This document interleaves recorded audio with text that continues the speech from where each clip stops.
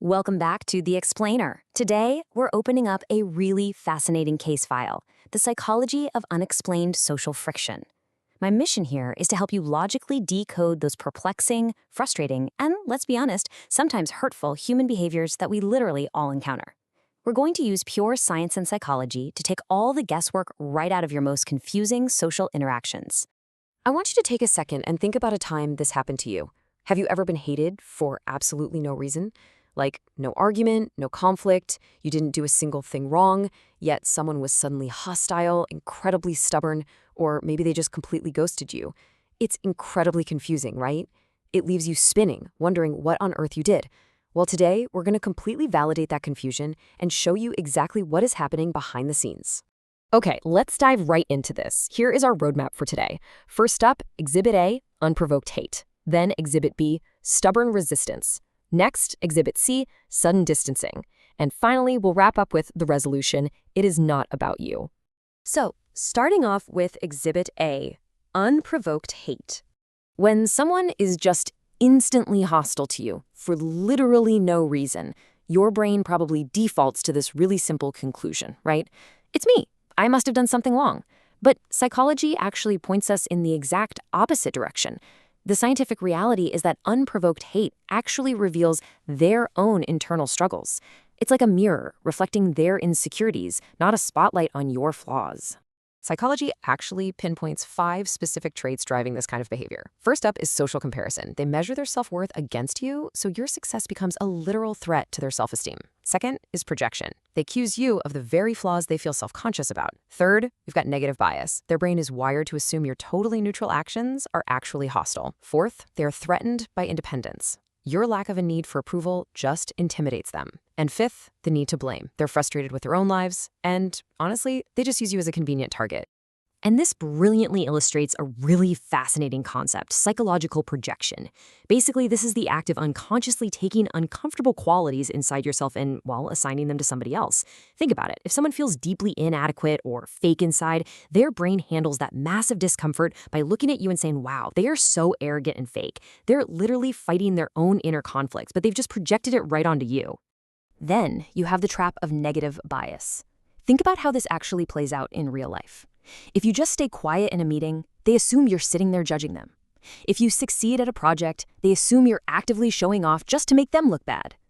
Their brain creates this entire, completely fictional story to justify disliking you, even though in reality nothing actually happened. You were just quietly existing. Which brings us to a super counterintuitive dynamic, independence as a threat. Just being a calm, self-directed person who doesn't constantly seek validation can actually trigger intense irritation in someone else. Crazy, right? But why? Well, because people who rely heavily on social approval find your independence deeply intimidating.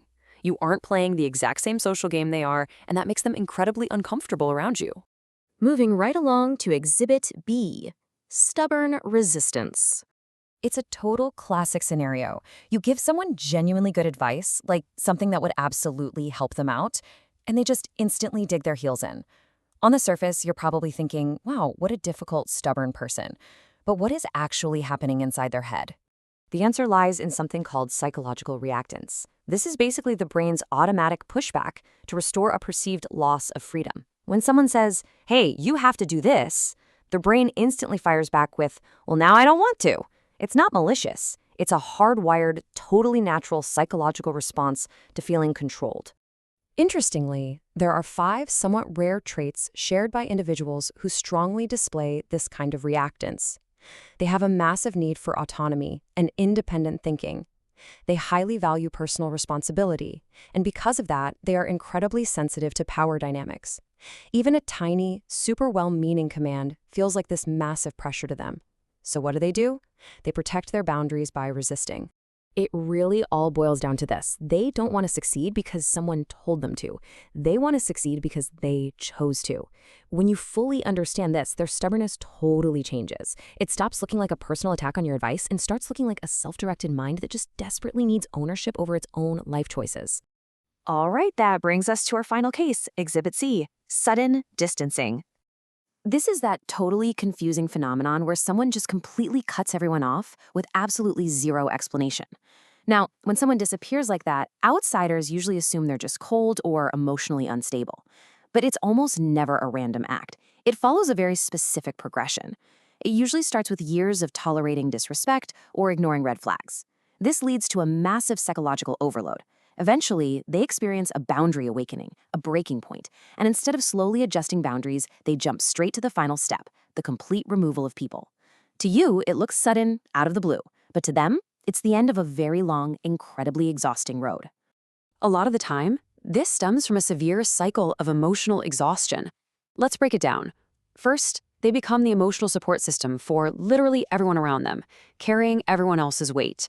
Then, they hit severe emotional burnout. The human brain can only handle so much pressure, right?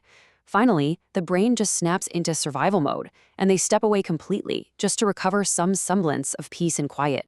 Another massive driver for this sudden distancing is what psychologists actually call identity reconstruction. After a heartbreak, a huge betrayal, or even just really profound personal growth, a person realizes their old environment doesn't match who they are becoming. Their brain is on high alert to past harms, so they use isolation as a tool to reset. They're literally rebuilding their identity from the ground up, and sometimes those old relationships just don't make the cut during the construction phase. And that leads us perfectly to the resolution. It is not about you. So the absolutely crucial takeaway here is this. Unprovoked negativity, stubborn resistance, and sudden distancing, they are all reflections of their internal struggles, their boundaries, and their insecurities. It is literally not a reflection of your worth. Once you truly understand the hidden psychology of how people think, you just stop taking unnecessary negativity personally. You realize that most of the time, you're honestly just a supporting actor in somebody else's internal drama. I want to leave you all with this final kind of provocative thought. Armed with the actual science of projection, negative bias, and psychological reactance, how are you going to approach your next encounter with sudden social friction? The next time someone snaps at you for absolutely no reason, or digs their heels in, or pulls away, will you react with hurt, or will you recognize the psychological patterns playing out right in front of your eyes? Use this explainer as your psychological toolkit. Thanks so much for joining me today, and keep learning.